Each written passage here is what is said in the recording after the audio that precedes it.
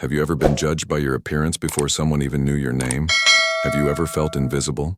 Like you didn't matter just because of how you looked? Well, let me tell you about the day that changed everything for me. The day I walked into that luxury car dealership covered in dirt and grease, wearing my old worn-out jeans and a faded t-shirt, and experienced the kind of humiliation that either breaks you or makes you stronger. I'm not going to lie to you. Standing there in that pristine showroom with its polished marble floors reflecting the gleaming bodies of million-dollar machines, feeling the cold stares of salespeople in their expensive suits, looking right through me as if I were some kind of ghost, it hurt more than I ever imagined it would. But here's the thing about that moment, about that specific day that's burned into my memory like a brand on my soul. It wasn't just about the rejection or the dismissal or the way that one particular salesman literally turned his back on me when I walked through those glass doors. It was about everything that led up to that moment and everything that came after. See, I need you to understand something right from the start. This isn't just a story about buying a car or proving someone wrong or getting some kind of petty revenge. This is a story about human dignity, about the assumptions we make, about the invisible barriers we create between ourselves and others based on nothing more than surface-level observations.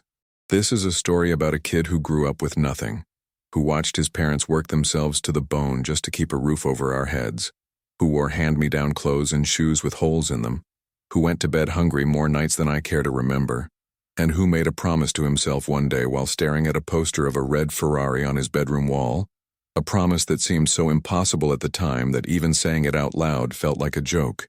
But I'm getting ahead of myself, because before I tell you about what happened when I finally asked about that Ferrari, before I reveal the look on that salesman's face when he realized who I actually was, before we get to the moment of truth that sent shockwaves through that entire dealership, I need to take you back to the beginning, back to where this whole journey started, back to the roots of who I am, and why that day meant so much more than anyone in that showroom could have possibly understood. Growing up in a small industrial town where the factories belched smoke into gray skies and the American dream felt like something that happened to other people in other places, I learned early on that the world judges you before you open your mouth, that your zip code and your parents' bank account and the brand of shoes you wear all send messages about your worth as a human being. My father worked at the steel mill, the same steel mill his father had worked at, the same steel mill that eventually closed down and took with it the hopes and livelihoods of hundreds of families, including ours. And my mother cleaned houses for wealthy families on the other side of town, families who lived in neighborhoods with names like Oak Hill Estates and Riverside Manor, families who never looked her in the eye when they paid her, families who probably never even knew her name. I watched them both sacrifice everything, their health, their dreams, their youth, all for me and my sister, all so we could have a chance at something better. And I swore to myself that their sacrifice wouldn't be in vain, that I would make something of myself, that I would prove that where you come from doesn't determine where you're going. But dreams are expensive, and when you're a kid with dirt under your fingernails and patches on your jeans, when you're the one who gets free lunch at school and everyone knows it, when you're the one whose family car breaks down more often than it runs, those dreams can feel impossibly far away, like stars you can see but can never touch. I remember the first time I saw a Ferrari in real life. Not just in magazines or on posters, but actually sitting there in front of me, gleaming red like a jewel, curves so perfect they looked like they'd been sculpted by artists rather than engineers, and I felt something awaken inside me, something powerful and hungry and determined. I was 12 years old, standing outside a luxury car show that I had no business being at, my nose pressed against the fence like some kind of urchin from a Dickens novel, and I watched wealthy men in expensive watches and tailored suits walk around those cars like they owned the world, talking about horsepower and torque and investment value, while I stood there thinking that I would give anything at all, just to sit in one of those seats for 60 seconds. A security guard eventually shooed me away, told me this wasn't a place for kids like me, and those words, kids like me, they echoed in my head for years afterward, sometimes as motivation, sometimes as a wound that wouldn't quite heal. Have you ever had someone tell you that you don't belong somewhere? Have you ever felt that sting of exclusion? That message that says you're not good enough, not worthy enough, not deserving enough to even occupy the same space as your supposed betters? Comment below if you've ever experienced something like that, because I know I'm not alone in this. I know there are millions of people who felt that same pain, that same determination, to prove the doubters wrong. The years that followed were a blur of hard work and hunger. Not just physical hunger, although there was plenty of that too, but a deeper hunger, a soul-level craving for something more than the life I'd been born into. While my classmates were going to parties and football games and worrying about homecoming dates, I was working, always working, taking any job I could get my hands on, mowing lawns in the summer, shoveling snow in the winter, stocking shelves at the grocery store, washing dishes at the diner, anything and everything that would put a few dollars in my pocket. My hands were always rough, always stained with whatever I'd been working with that day, oil or grease or dirt or paint, and I wore those stains like badges of honor, even though I knew other people saw them as signs of my lower station in life. School was tough because I was tired all the time, running on 4 or 5 hours of sleep most nights, trying to balance homework with work, trying to keep my grades up because I knew education was my ticket out, even though the system seemed designed to keep people like me exactly where we were. Teachers would look at me with pity or disappointment, or sometimes that subtle condescension that says they've already written you off, already decided you're not going to make it, already concluded that you're destined to follow in your parents' footsteps and live a life of quiet desperation in a town with no future. But here's what they didn't know, what nobody knew except me and maybe my mother, who sometimes looked at me with these eyes full of hope and fear mixed together. I wasn't just working for money. I was working for something bigger, something that kept me going when my body screamed for rest and my mind felt like it was going to shut down from exhaustion. Every dollar I made I saved, except for the bare minimum I gave to my parents to help with bills. And I kept that money in an old shoebox under my bed, watching it grow with an obsession that probably wasn't entirely healthy, counting and recounting those crumpled bills like they were magic beans that would eventually grow into something magnificent. I read everything I could get my hands on about business, about investing, about how people built wealth from nothing, spending hours at the public library because we didn't have internet at home, filling notebooks with ideas and plans and calculations, teaching myself about compound interest and market trends and entrepreneurial thinking. People thought I was weird, thought I was antisocial, thought I was wasting my youth by not being more normal, whatever that means. But I didn't care because I could see something they couldn't see. I could envision a future that seemed impossible to everyone else, but felt absolutely certain to me. My friends, the few I had, would invite me to hang out and I'd have to decline because I was working or studying or planning my escape from the gravity well of poverty, and eventually they stopped inviting me, stopped including me, and I became this solitary figure moving through the halls of our high school like a ghost with a mission. The thing about being poor, really poor, not just temporarily broke but systematically locked out of opportunities poor, is that it teaches you things that wealthy people never learn. It teaches you the value of every single dollar, the weight of every decision, the cost of every mistake, and it gives you this hunger, this fire that can't be taught or faked or manufactured. I learned to fix things because we couldn't afford to replace them, learned to negotiate because every purchase was a matter of survival rather than convenience, learned to see opportunities where others saw obstacles, learned to turn problems into possibilities. My father used to say that necessity is the mother of invention, and I learned that lesson in my bones, in my blood, in the very fiber of my being. When the steel mill closed and he lost his job, when we were truly staring into the abyss of financial ruin, when the bank was threatening to foreclose on our tiny house and we didn't know where our next meal was coming from, that's when I knew I had to do something, had to make something happen. Couldn't wait for permission or opportunity or the perfect moment, because the perfect moment never comes when you're drowning. I was 17 years old when I started my first real business, and I'm not talking about mowing lawns or washing cars. I'm talking about something with actual potential, something that could scale, something that could generate real money. I'd noticed that in our town, which was dying economically but still had plenty of people living in it, there was this huge gap in services, particularly for elderly people who needed help with basic home maintenance and repairs, but couldn't afford the ridiculous rates that professional contractors charged. So I started a handyman service, just me and my beat-up truck that barely ran, offering fair prices and honest work, and I marketed myself door to door, literally walking through neighborhoods and knocking on doors and introducing myself and explaining what I could do. People were skeptical at first because I was just a kid, looked even younger than I was with my baby face and skinny frame, but I worked harder than anyone they'd ever hired, showed up on time every time, did quality work, charged exactly what I quoted, and most importantly, I treated every customer with respect and dignity. especially the elderly folks who so often get taken advantage of by unscrupulous contractors. Word spread, as it does in small towns, and before long I had more work than I could handle, which meant I needed to hire help, which meant I was now running a real business with employees and overhead and all the complications that come with that. I learned on the fly, made mistakes, lost money on jobs I'd underestimated, dealt with difficult customers and unreliable workers and equipment that broke down at the worst possible times. But I learned. God, did I learn. And with every challenge I faced, I got stronger, smarter, more capable. The money started coming in. Not huge amounts at first, but steady, reliable income that I could count on. And that shoebox under my bed started filling up faster, the stack of bills getting thicker, my dream getting closer.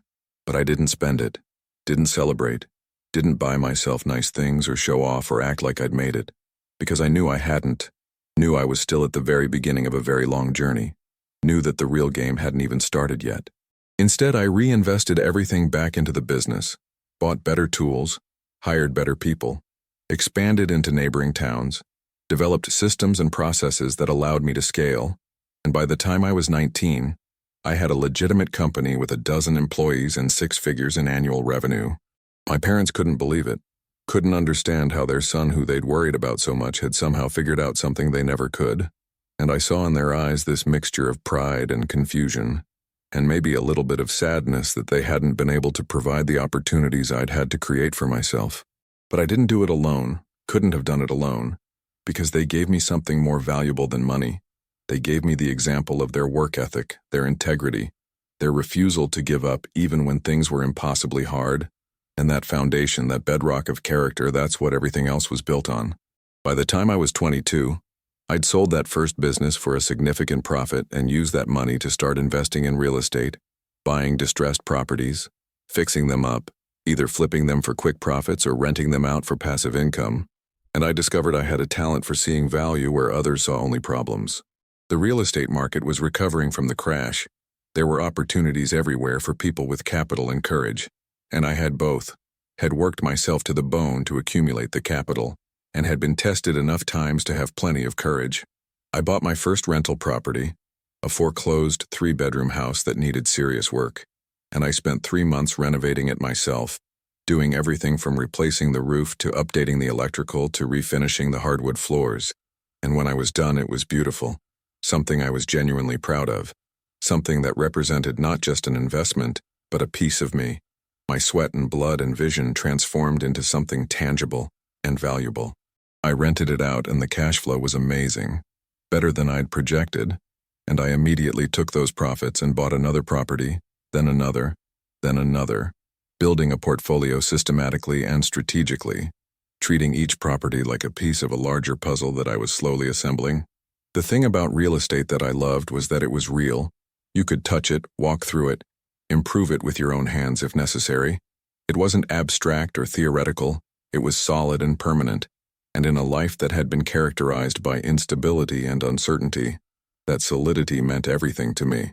I learned about markets and valuations and cap rates and cash-on-cash returns, immersed myself completely in the world of property investment, networked with other investors and contractors and property managers, absorbed knowledge like a sponge, and within 5 years I had a portfolio worth several $1 million, generating passive income that exceeded what my parents had made in their entire working lives combined. But success brought its own challenges, its own complications, because suddenly I was the guy with money, the guy people came to with their hands out, the guy who was expected to solve everyone's problems because I'd somehow figured out how to solve my own. Family members I barely knew suddenly wanted loans or investments or help with their businesses. Friends from the old days resurfaced wanting to reconnect, which really meant wanting access to my resources, and I had to learn how to say no, how to protect what I'd built, how to distinguish between genuine relationships and opportunistic ones. It was lonely sometimes, isolating, because wealth creates distance even when you don't want it to, creates suspicion about people's motives, makes you wonder if anyone would care about you if you lost everything tomorrow. I stayed humble, tried to anyway, kept driving a regular car even though I could have afforded much better, kept living in a modest apartment even though I owned properties worth millions, kept working with my hands on my properties even though I could have hired people to do everything, because I never wanted to forget where I came from. Never wanted to become one of those people who look down on others just because they've achieved some measure of success. The years continued to roll by and my business empire continued to grow, diversifying into different areas: property management companies, construction firms, eventually even some tech investments that paid off spectacularly. And by the time I was 30, I had achieved a level of financial success that would have seemed absolutely impossible to that 12-year-old kid pressing his nose against the fence at the car show. But here's the thing, and this is important. Wealth didn't change who I was fundamentally, didn't erase the memories of struggle, didn't make me forget what it felt like to be dismissed and underestimated and judged purely on appearances. If anything, success made me more aware of those dynamics, more sensitive to the ways people are categorized and valued based on superficial markers of status and wealth. I'd gone to business meetings dressed casually and watched people's attitudes change the moment they learned who I was. Watched respect appear where contempt had been seconds before. Watched doors open that would have remained closed if I'd been judged purely on my appearance. It fascinated me and disgusted me in equal measure. This human tendency to conflate wealth with worth, to assume that expensive clothes and watches and cars somehow indicate the quality of a person's character or the value of their contributions to the world. I thought about my parents, about all the incredible people I'd known growing up who worked harder than any CEO or executive but would never be treated with the same respect because they didn't have the right credentials or the right bank balance, and it made me angry, that simmering kind of anger that never quite goes away, that sits in your chest and occasionally flares up when you witness injustice.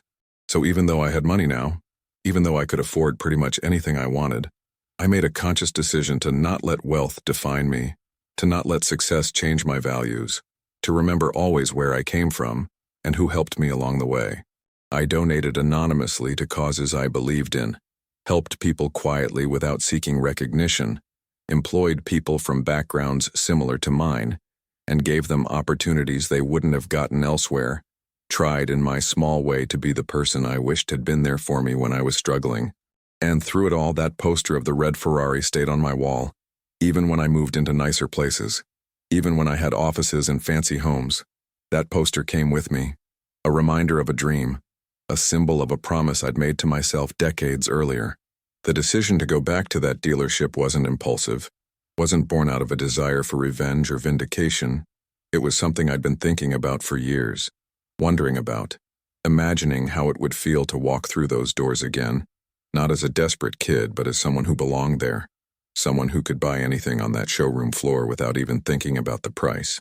I'd driven past that dealership countless times over the years, each time feeling a little flutter in my chest, a mix of old pain and new power, but I'd never stopped, never gone in, because the time hadn't felt right, because I wasn't ready, because some part of me was still that 12-year-old kid afraid of being rejected again. But something changed recently. Maybe it was turning 30 and feeling like I'd reached a milestone. Maybe it was seeing that same dismissive attitude directed at someone else and remembering how much it hurt. Maybe it was just time to face that ghost, to close that circle, to prove to myself once and for all that I'd overcome everything that had tried to hold me back. So I made a plan, a deliberate plan, because that's how I approach everything, methodically and strategically. And I decided that I would go back to that dealership exactly as I was. No fancy clothes, no expensive watch, no obvious displays of wealth, just me in my work clothes after a long day of being hands-on with one of my renovation projects, covered in dust and grease and looking every bit like someone who had no business being in a luxury car showroom. I wanted to see if anything had changed, if people had learned anything, if that particular salesman who'd dismissed me all those years ago was still there and still harboring the same prejudices. And if nothing had changed, well, then I'd have my answer about human nature and the work we still need to do as a society. The morning of the day I'd chosen, I woke up with butterflies in my stomach, actual nervousness like I was about to do something genuinely frightening rather than just walk into a car dealership, and I realized that this meant more to me than I'd admitted to myself, that there was still a wound there that hadn't completely healed, still a part of me that was afraid of being seen as less than, as not enough, as someone who doesn't belong. I almost canceled, almost talked myself out of it, almost convinced myself that it was petty or pointless or beneath me to care about the opinions of people who didn't matter.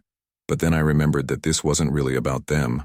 It was about me, about facing something difficult, about proving to myself that I could walk through that door with my head held high regardless of how anyone treated me.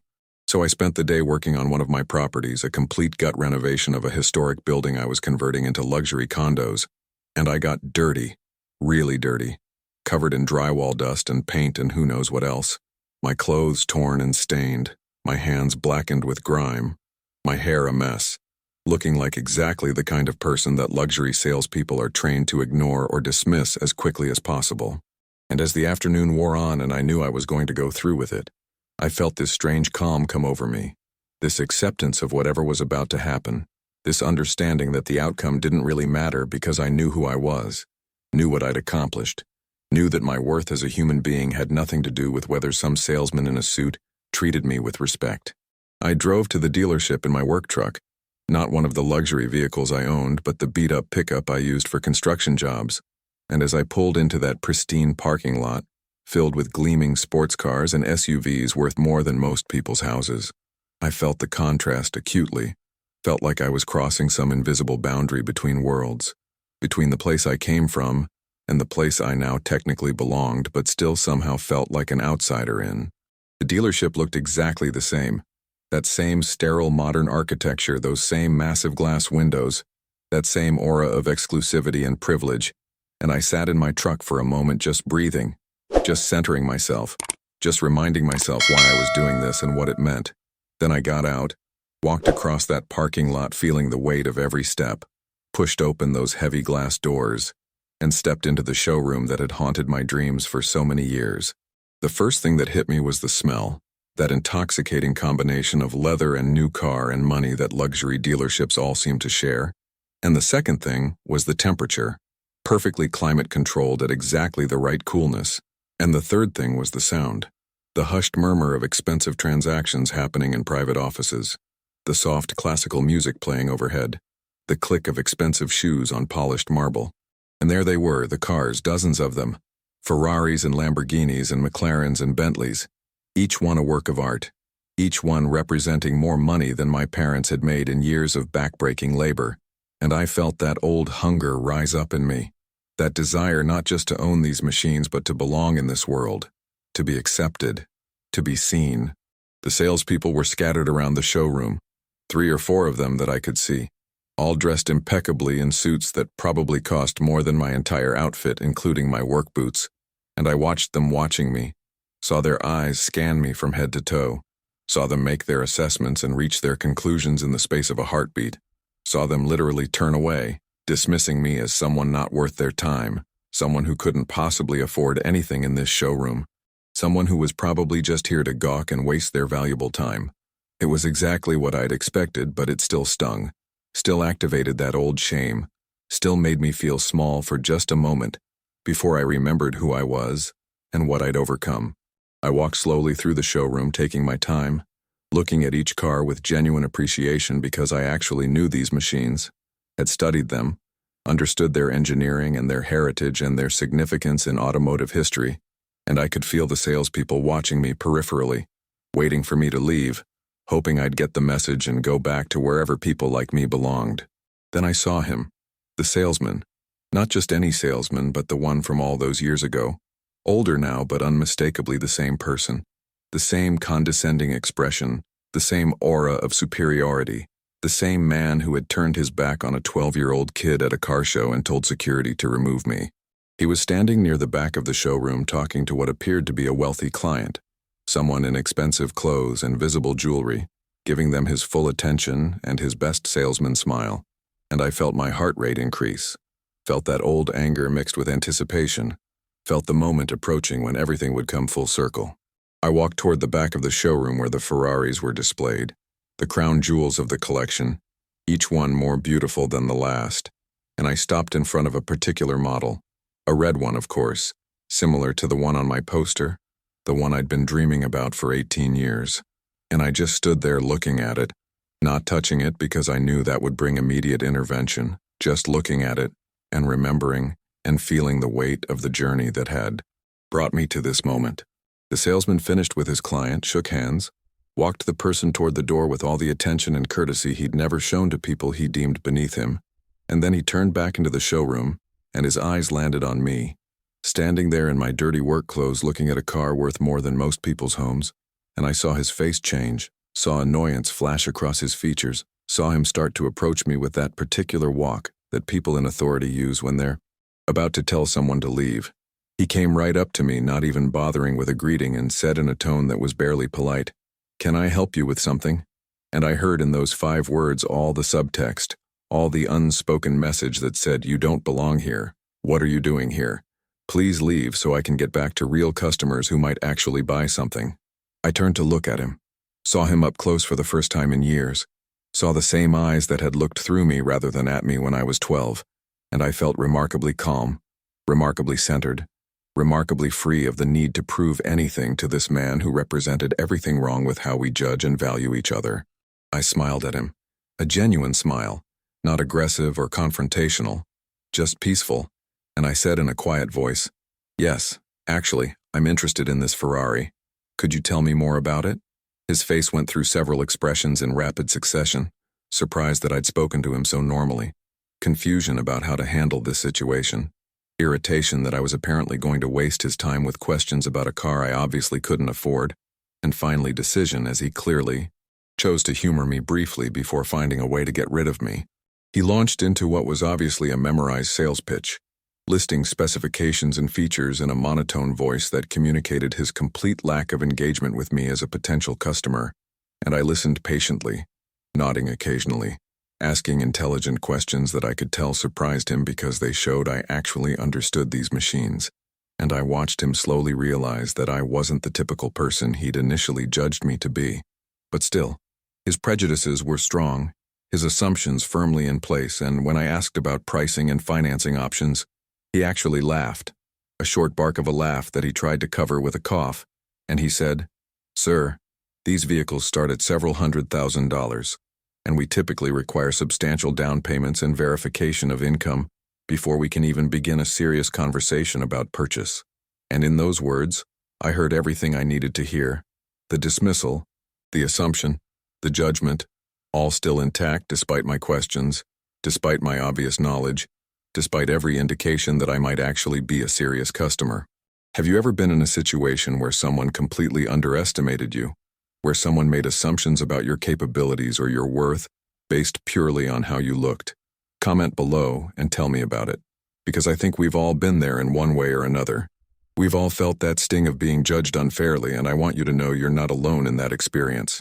So I stood there looking at this salesman, this man who had been part of a pivotal moment in my childhood, this representative of a system that excludes and diminishes people based on superficial criteria, and I made a decision about how I wanted to handle this moment, what kind of person I wanted to be, what kind of statement I wanted to make. I could have revealed who I was right then, could have pulled out my phone and shown him my bank statements, could have called my private banker and had them conference in the dealership's finance department, could have embarrassed this man and gotten him fired and made him feel as small as he'd made me and countless others feel over the years.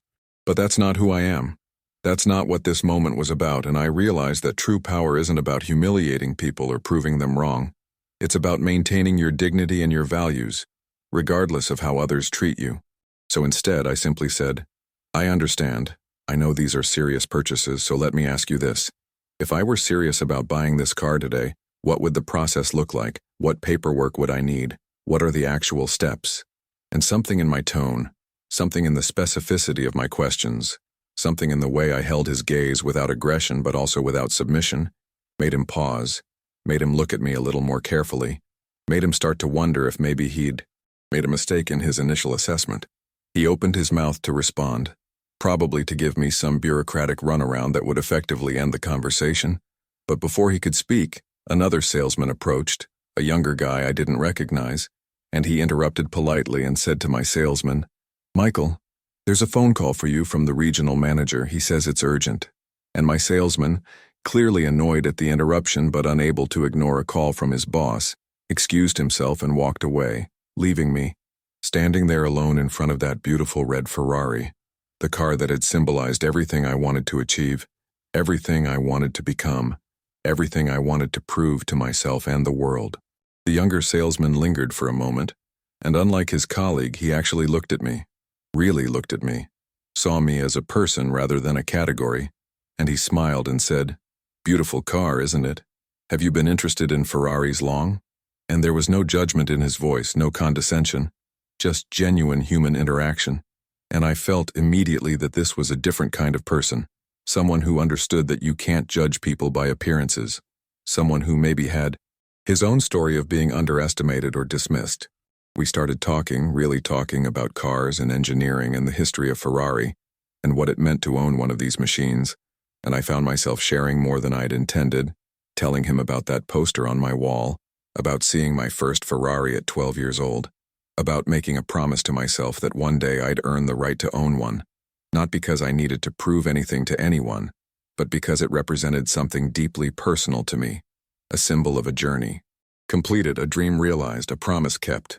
He listened, actually listened, and when I finished talking, he said something that struck me deeply. He said, "You know, the best Ferrari owners I've ever met aren't the ones who buy these cars to show off or to impress people. They're the ones who have a real passion for the brand, who understand the history and the engineering, who appreciate what these machines represent beyond their price tag, and I can tell from talking to you that you're that kind of person." We talked for probably 20 minutes, long enough that the other salesman came back and looked confused and possibly annoyed to find his young colleague still engaged with someone he'd written off as a time waster. And I saw him hover nearby, waiting to pull the younger guy away, waiting to end this interaction that was clearly going on too long for someone who wasn't a real customer. But the young salesman ignored him, kept his attention focused on me, and eventually asked the question that would change the entire dynamic of the situation. He asked, "So are you seriously interested in purchasing a vehicle today? Because if you are, I'd be honored to help you, and I should let you know that I'm relatively new here, but I'm committed to providing the best service possible to everyone who walks through these doors, regardless of how they're dressed or what they drive." And I realized in that moment that this young man got it, understood the fundamental principle that had eluded his more experienced colleague, understood that respect and dignity should be given freely to all people, understood that assumptions based on appearances are not just wrong, but actively harmful. And I decided that if I was going to make this purchase, if I was going to finally fulfill this decades-old promise to myself, it would be through this person who treated me like a human being rather than through the one who saw me as less than. So I pulled out my phone, opened my banking app, and showed him my balance, not in a showy way, not to prove anything, just as practical information he'd need to facilitate the transaction. And I watched his eyes widen as he processed what he was seeing, as he realized that the person he'd been talking to for the past 20 minutes wasn't just a dreamer or a time waster, but someone who could literally buy every car on this showroom floor if he wanted to. He didn't make a big deal about it, didn't call attention to it, just nodded professionally and said, "Thank you for sharing that. Would you like to discuss specific models and options?" And I appreciated his discretion, his professionalism, his fundamental decency. But of course the other salesman had been watching, and when he saw my phone screen, even from a distance, even just catching a glimpse of those numbers, his entire demeanor changed, transformed in the space of a heartbeat from dismissive to desperate, from condescending to obsequious, and he literally pushed his younger colleague aside and inserted himself back into the conversation, saying, "Actually, I'll be handling this sale. I was working with this gentleman first." And I saw the young salesman's face fall, saw him about to step back and defer to his more senior colleague because that's what the hierarchy of sales dictates, and I felt that old anger rise up, that sense of injustice, that understanding that this was exactly the moment I'd been waiting for, not to humiliate anyone, but to make a choice about what kind of world I wanted to support, what kind of behavior I wanted to reward, what kind of statement I wanted to make about how people should treat each other. I looked at the older salesman, really looked at him, let him see me seeing him, and I said in a calm, clear voice, "Actually, I think I'd prefer to work with this gentleman here," gesturing to the younger salesman. "He's been very helpful and professional, and I feel comfortable moving forward with him." The older salesman's face went red. You could see the emotions fighting inside him, anger and frustration, and the dawning realization that he'd made a catastrophic error in judgment, that he'd dismissed someone who could have been his biggest sale of the year, possibly his biggest sale ever, and all because he'd looked at my clothes and my truck and my dirty hands and decided I wasn't worth his time. He sputtered something about dealership protocol and seniority, and how sales are assigned, but I just shook my head and said, "I'm sorry, but I make my decisions based on how people treat me. not on their seniority or their sales records, and this young man treated me with respect from the moment he approached me, so he's earned my business. The young salesman looked shocked, looked at me with an expression of gratitude and disbelief, and the manager who'd been watching this entire interaction from his office came out and quickly assessed the situation and decided correctly that the priority was keeping the customer happy, so he confirmed that the young salesman would be handling my purchase. What followed was several hours of paperwork and specifications and customization options, because I didn't just buy the Ferrari, I bought two of them, the red one that matched my poster and a black one for everyday driving. And I also bought a Bentley for my mother because she'd spent her entire life cleaning other people's houses, and she deserved to be driven around in luxury for a change. And I bought a classic Porsche for my father because he'd always loved cars but had never been able to afford anything beyond basic transportation. And by the time I was done, I'd spent well over $2 million. And the young salesman was in tears, actual tears, because this sale had probably just changed his life, made his entire year, maybe his entire career. And he kept thanking me over and over, kept saying he couldn't believe this was happening. And I told him something I wish someone had told me when I was younger. I told him, never judge people by their appearance. Never make assumptions about what someone can or can't afford. Treat everyone with respect and dignity, not because of what they might do for you, but because it's the right way to treat people, and success will follow. The older salesman watched all of this from a distance, his face a mask of regret and frustration, and at one point he approached me, maybe to apologize, maybe to try to salvage something from the situation, but I didn't give him the chance, didn't engage, didn't acknowledge him, because some lessons are best learned through consequences rather than through confrontation. As I was signing the final papers, the young salesman asked me, "Can I ask you something personal? Why did you come in here dressed like that if you were planning to make such a large purchase? Most people in your position would have come in looking the part." And I appreciated the question, appreciated his curiosity, appreciated the opportunity to explain something important. I told him, I came in here dressed like this because I wanted to see how I'd be treated, wanted to see if anything had changed since I was a kid pressing my nose against the fence at a car show wishing I could even touch one of these cars, wanted to see if people in this industry had learned to look beyond appearances and see the human being underneath. And the answer is mixed. Some people have learned and some people haven't. But the ones who have learned, people like you, they're the ones who deserve success. They're the ones who make the world a little bit better. The day I picked up those cars was one of the most surreal experiences of my life, seeing them all lined up outside the dealership with enormous bows on them like something out of a movie. My parents standing there with expressions of shock and joy and confusion, not understanding how their son, who they'd worried about so much, had somehow achieved all of this, and me standing there feeling not triumph exactly but completion. Like I'd closed a circle that had been open for 18 years, like I'd kept a promise to that 12-year-old kid who refused to let the world tell him what he couldn't do.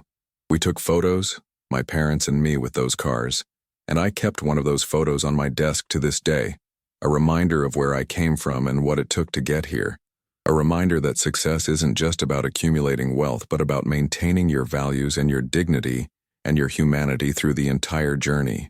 The young salesman stayed in touch with me. Became a friend, actually, and I've sent other wealthy friends his way because he deserves success, deserves to thrive in this industry, represents the kind of person who makes the world better simply by treating people well. And that older salesman?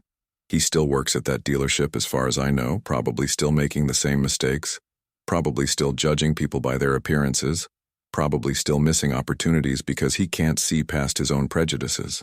I don't hate him, don't even resent him really, because he's a product of a system that teaches people to value each other based on superficial markers of status and wealth. And changing that system requires more than just one person's transformation, requires a collective shift in how we think about human worth and dignity. But I do hope that every time he sees an expensive car drive off the lot, every time he hears about a major sale he didn't get, every time he encounters someone who doesn't fit his narrow definition of what a wealthy person should look like, he remembers me, remembers the opportunity he missed, remembers that assumptions based on appearances are not just morally wrong, but practically foolish. Looking back on that entire experience, on that whole journey from dirt poor kid to successful businessman, from being dismissed at a car show to buying multiple luxury vehicles, from feeling invisible to being seen, I've learned some profound lessons that I want to share with you because maybe, just maybe, They'll help someone who's struggling right now, someone who feels invisible, someone who's been judged and dismissed and told they don't belong. First lesson, and this is crucial, never let anyone else's opinion of you become your opinion of yourself. Never internalize the judgments and prejudices of people who don't know you, who don't understand your story, who can't see your potential. You know who you are, you know what you're capable of, you know what you're willing to work for. And that knowledge, that self-understanding, is more powerful than any external validation or approval. Second lesson, success isn't about proving other people wrong. It's about proving yourself right. It's about keeping the promises you make to yourself, about staying true to your values, about maintaining your integrity, even when it would be easier to compromise. I could have become bitter and cynical and cruel in response to how I was treated. Could have decided that if the world was going to be harsh, then I'd be harsh right back. But that would have meant letting the worst aspects of human nature define who I became. And I refused to do that. Refused to let other people's failings become my own. Third lesson, money changes circumstances, but it doesn't change character. Wealth can give you options and opportunities and comfort, but it can't make you a better person unless you choose to use it in ways that align with your values. Can't bring you happiness unless you remember that human connections and meaningful work and personal growth are what actually matter in life. I've met miserable wealthy people and joyful poor people, met generous millionaires and stingy struggling folks, met kind executives and cruel laborers, and what I've learned is that character transcends economic status, that goodness isn't for sale, that dignity is something you carry with you regardless of your bank balance. Fourth lesson, treat everyone with respect not because of who they are or what they can do for you, but because that's the kind of person you want to be. Because small acts of kindness and recognition can change lives. Because you never know what someone is going through or what potential they're carrying inside them. That young salesman who treated me well, who saw me as a person rather than a category. I've thought about him a lot. Wondered how many customers he wins over simply by being decent. How many opportunities he creates for himself by treating people well. How much better his life probably is because he operates from a place of respect rather than judgment. And finally, perhaps most importantly, remember that your worth as a human being has nothing to do with your economic status, nothing to do with what you own or what you've achieved or how other people perceive you. You are valuable simply because you exist, simply because you're a human being with thoughts and feelings and dreams and potential, simply because you matter in ways that transcend any measurement of success or failure that society might impose. I learned this lesson the hard way, spent years internalizing the message that I was less than because I had less, spent years feeling invisible because wealthy people looked through me, spent years believing that I had to prove my worth through achievement and accumulation. But the truth is I was always worthy, was always valuable, was always deserving of respect and dignity, and so are you.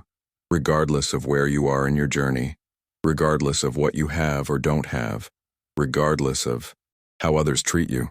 So if you're struggling right now, if you're working multiple jobs and barely making ends meet, if you're pursuing a dream that seems impossible, if you've been dismissed or judged or told you don't belong, I want you to hear this. You can do it. You can make it. You can overcome the obstacles and defy the expectations and prove to yourself that you're capable of more than anyone else believes. But more than that, I want you to know that you don't have to prove anything to anyone except yourself. Don't have to chase other people's definitions of success. Don't have to become wealthy or famous or powerful to be valuable and worthy and deserving of respect. Your journey is your own. Your definition of success is your own. Your timeline is your own. And comparing yourself to others or trying to meet someone else's expectations is a recipe for misery and disappointment. That Ferrari, those cars, they sit in my garage now, beautiful machines that I genuinely love and appreciate, but they're not what makes me happy. They're not what gives my life meaning. They're not what I'm most proud of when I look back on my journey. What makes me happy is knowing that I kept my promise to myself, that I stayed true to my values, that I maintained my humanity through the struggle, that I didn't let hardship make me hard, that I used my success to help others rather than to lord it over them, that I treated people with dignity even when they didn't treat me that way. What gives my life meaning is the work I do now, helping young people from backgrounds similar to mine, providing opportunities and mentorship and capital to those who have the drive and the vision, but not the resources, trying in my small way to make the system a little bit fairer, a little bit more accessible, a little bit more humane. What I'm most proud of is that my parents got to see their sacrifices pay off, got to understand that their hard work and their values and their love created something beautiful and lasting, got to experience some comfort and luxury in their later years after decades of struggle, got to ride in those luxury cars not as hired help, but as honored passengers, as the royalty they always were in my eyes, even if the world never treated them that way. And what I'm most grateful for is this opportunity to share my story with you, to maybe inspire someone who needs inspiration, to maybe give hope to someone who's losing hope, to maybe change one person's mind about judging others based on appearances. So here's what I want you to do. I want you to really think about this story. Think about the assumptions you make about people. Think about how you treat others. Think about whether you're part of the solution or part of the problem when it comes to creating a more just and equitable world. Have you ever dismissed someone because of how they looked? Have you ever made assumptions about someone's worth based on their clothes or their car or where they live? Have you ever been the person who looked through someone rather than at them? And if so, what are you going to do differently going forward? Comment below and share your thoughts. Share your own experiences. Share what this story meant to you or how it challenged you or what you're going to change about how you interact with people. I genuinely want to know because these conversations matter. Because changing hearts and minds one person at a time is how we create systemic change. Because your story and my story and everyone's story together create a tapestry of human experience that's richer and more beautiful than any individual thread. And if this story touched you, if it resonated with you, if it made you feel something or think about something differently, do me a favor and hit that like button. Leave it a thumbs up, because it helps other people find this content, helps spread this message to people who might need to hear it, helps create a community of people who value human dignity and respect and kindness over superficial markers of status. And while you're at it, make sure you're subscribed to Through My Eyes, because I share stories like this regularly. Stories about real experiences, real struggles, real triumphs, stories that hopefully make you think and feel and grow. Stories that remind us of our shared humanity and our collective responsibility to treat each other better.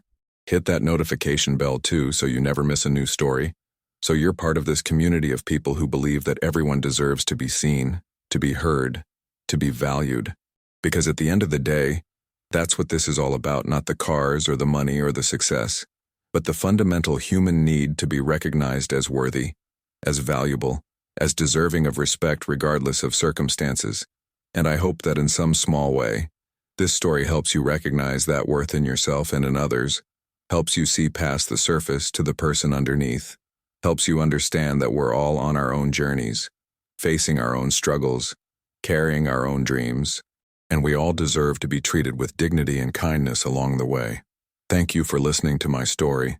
Thank you for being part of this community.